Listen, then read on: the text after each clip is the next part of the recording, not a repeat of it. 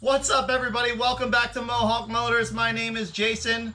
Today I'm going to be rebuilding these 862 cylinder heads right here at my home garage with no special tools, and I'm going to show you how to do it at home as well. Okay, so like any rebuild, the first thing we need to do is get these heads apart.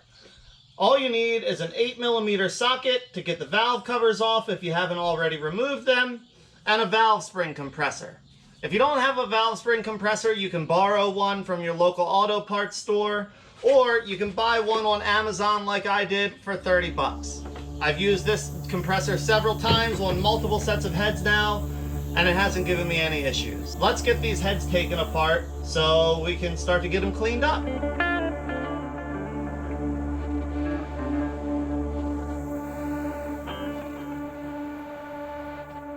Okay, I've got everything off my heads except for the valves and valve springs.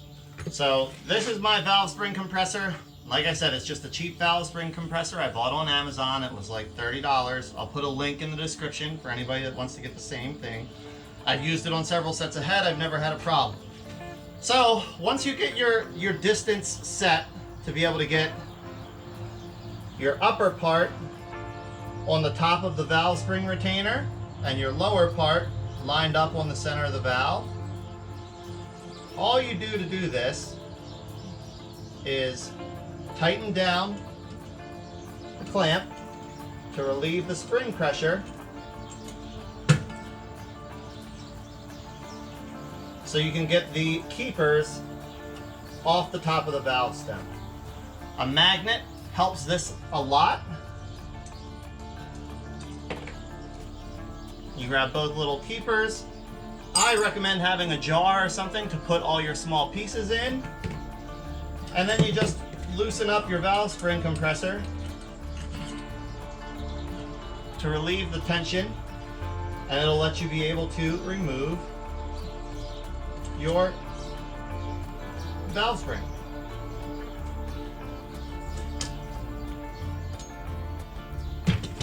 There's your old valve spring. There's your old retainer. And then you just set your retainer aside. The valve spring I'm not going to use, but if you are, just set those aside also.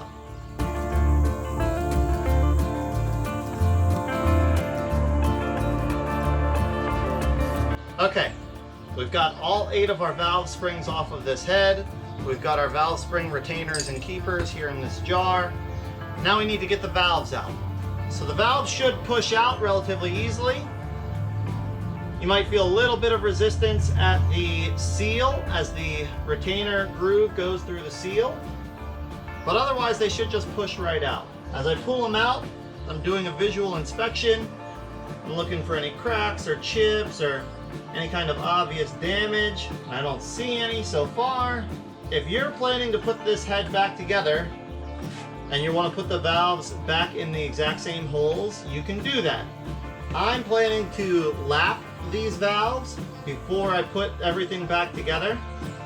So I'm not real worried about which valve came out of which hole at this point, because I'm going to clean all these valves up and then lap them to the seat that I put them into. So in this case, it's not super important that I keep track of which valve went where. If you're not planning to lap your valves, you definitely need to make sure you put them back in the same place they came out of.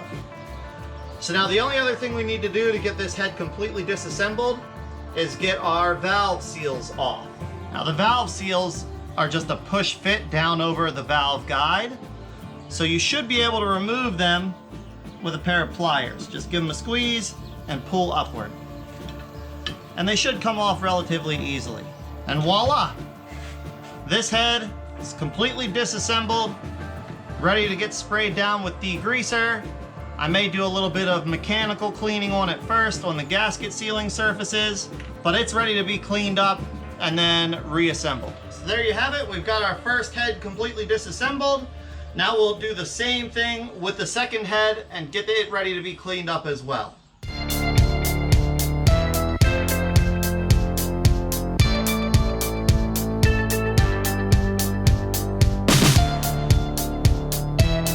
Alright, we've got both of our cylinder heads completely torn down, ready to be cleaned up and degreased. Before I do that though, I'm gonna clean up the exhaust manifold surface.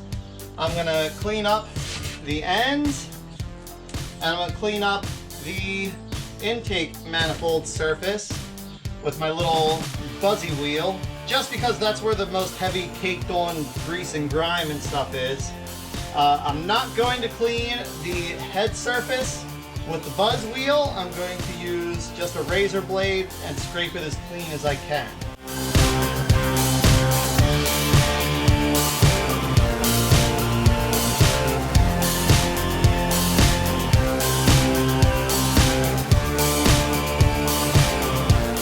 Alright, so we've got our mechanical cleaning done on these heads. I hadn't planned on doing any porting on these heads, but as I was looking down the intake runners, there's something that just has to be fixed. It would be silly for me to not take the 10 minutes and fix this. So let me show you what I'm looking at. Okay, so we're looking down at the head. It's upside down on my table here. Now, what I see that I want to correct, and that I don't know why GM does this and leaves these in here, because it's basic flow knowledge. When the engine is running, especially at high RPM, air flows along the top of the runner.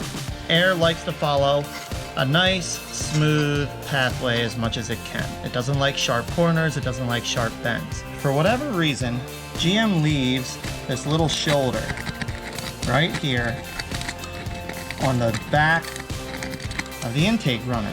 And they do it in every single one of them.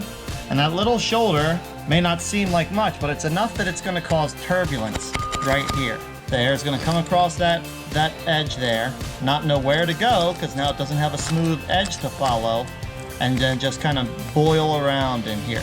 And it's a small spot, but it's very easy for me to take a die grinder, and I can smooth that in to match the top of the port, just like it is over here in the exhaust runner.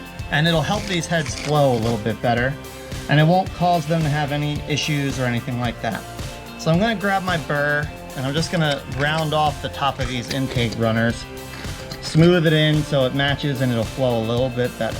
This is the one that I ported. And you can see, I don't even think I removed like 10 whole grams of metal. I barely took anything out of it. But I made that transition smoother, so it goes up against the back of the port a little better. If you look at this one that I already did, compared to this one, see how there's that sharp corner there? Much smoother. Sharp corner, much smoother. So I'm gonna go through and do all 8 intake ports like that, and then we'll get these things coated with degreaser and get them cleaned off.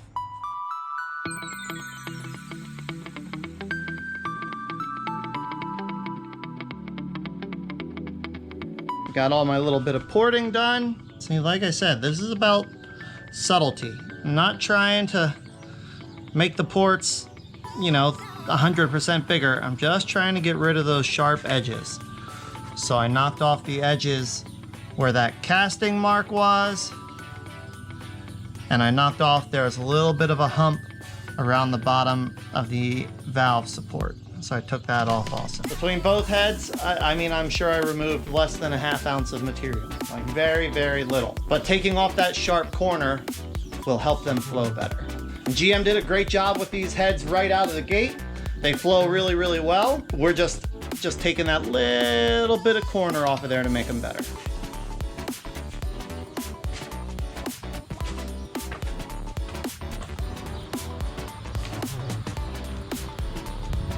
I found this bottle of gunk engine degreaser. So I figured I might as well use this up before I open a new bottle of degreaser.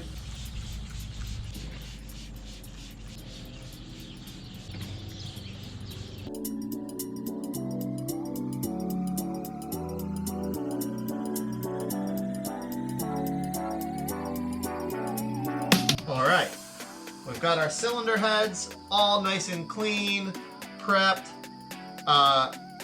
Just about ready to be reassembled. The next thing I'm gonna do is get all my valves cleaned up. So I'm gonna do this just with a soft wire brush on my little 90-degree die grinder. And all I'm really trying to do is just get the carbon off the back of the valves, Make sure there's no little schmutz or smear or anything else on them. And then I'll relap them into the heads once I have them all cleaned up.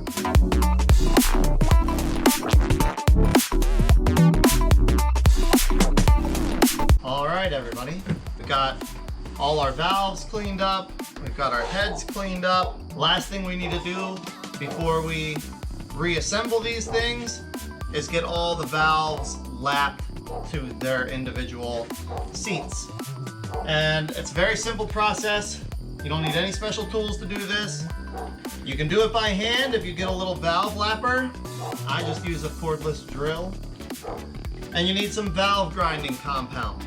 Any auto parts store should have this. There's nothing special about it. It's basically just a little bit of grease with grit in it. So the way you do this is first, take your valve and wipe your stem.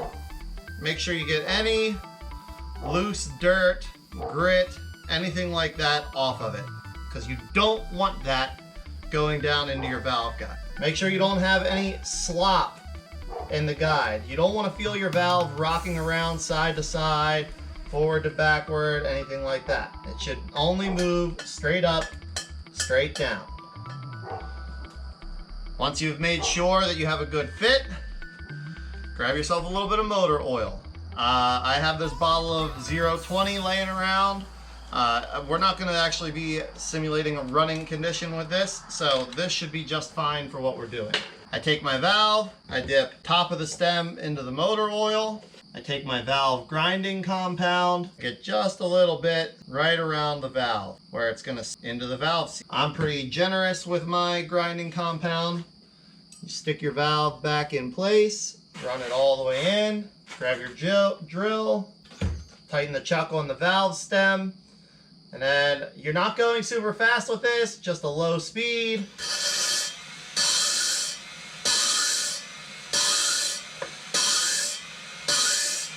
And you're just going to tap it against the seat, let it rub, go back off, let it rub, go back off. All we're trying to do is use that grit in the valve grinding compound to make the valve and the valve seat go perfectly flat against each other.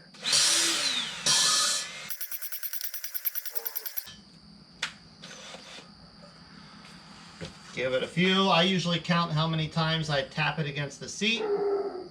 Slide your valve back off, clean off the valve, get that grinding compound off of it. You want to be able to see the seat where it contacts against the head. And you just want to look and see that you have nice even color all the way around. It should be a nice even circle all the way around the valve. Do the same thing on the seat.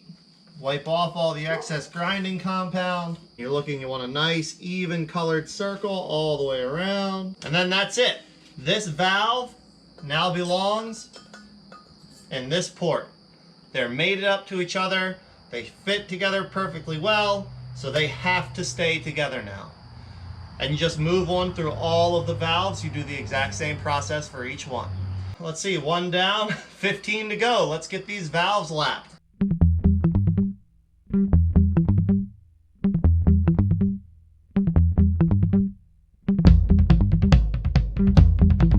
I forgot to mention before, you lap your valves without the valve seals. All right, got all my valves lapped, everything looks good.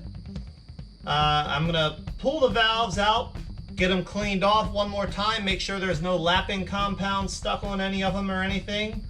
And then we can put these heads back together. Okay, I've got everything nice and clean. I've got my new valve seals here. So your valve seals.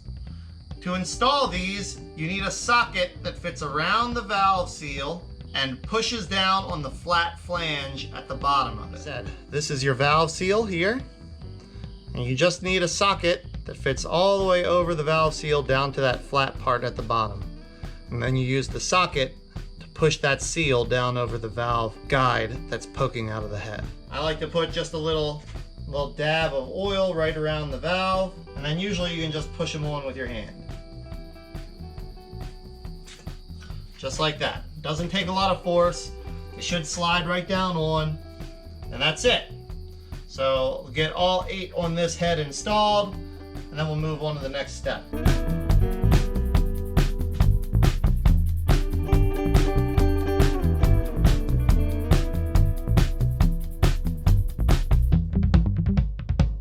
Okay, we've got our valve seals installed. The next thing I'm going to do, and this is gonna be, I really recommend you do this if you're installing an aftermarket cam or a cam with high lift or higher than stock lift, just to make sure that you have clearance and you're not gonna be crashing things into each other and bend your push rods or worse. So I like to always check and make sure that I have enough clearance between my valve spring retainer and the seal once it's installed. And the best way I know to do that is take your valve spring retainer and the little keepers, sit them down onto your valve, doesn't matter which valve. If you have different lift on your intake and exhaust, make sure you check an intake valve and an exhaust valve.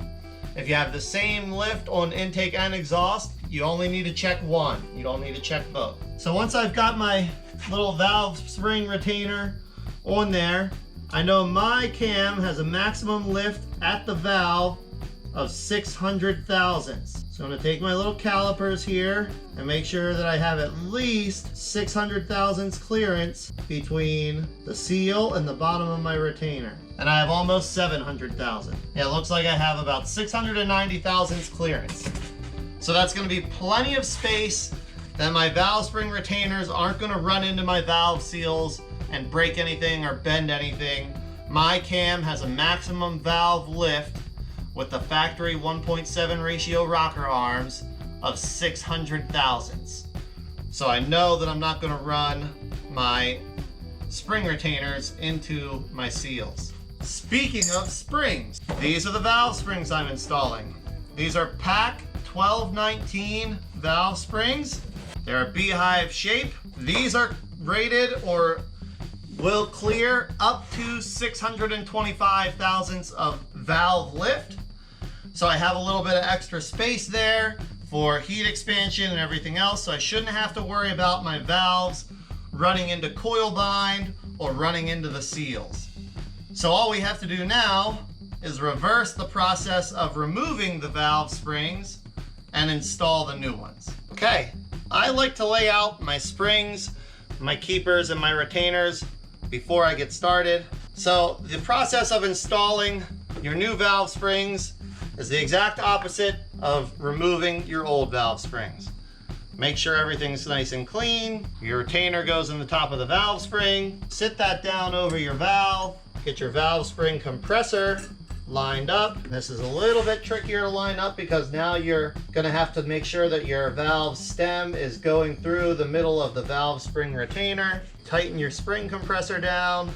Once you have space, you can put your locks in. Having a little pick or a little screwdriver handy to help get everything lined up can be really helpful when you're doing this. Sometimes a magnet is nice.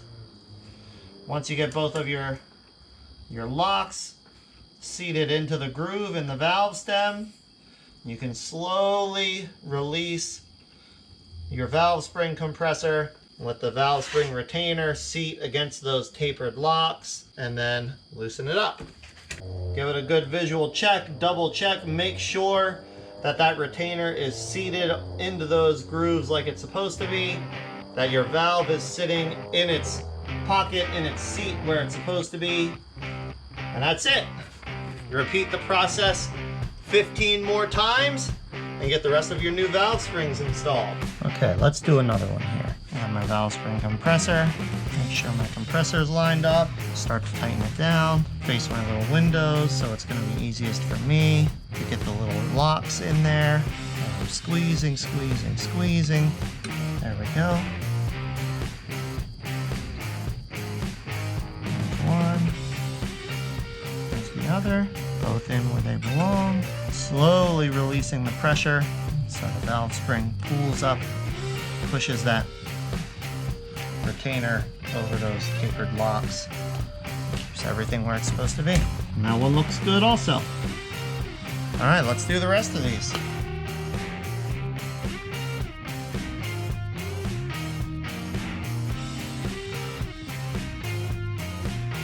All right, team. There we go. We've got our new valve springs installed. Everything looks how it should. Everything's in place. Nice and snug, nice and tight. Anytime I install valves, I always like to go back through with a rubber mallet and just give them a couple taps on the top to make sure that the keepers are seated where they're supposed to be.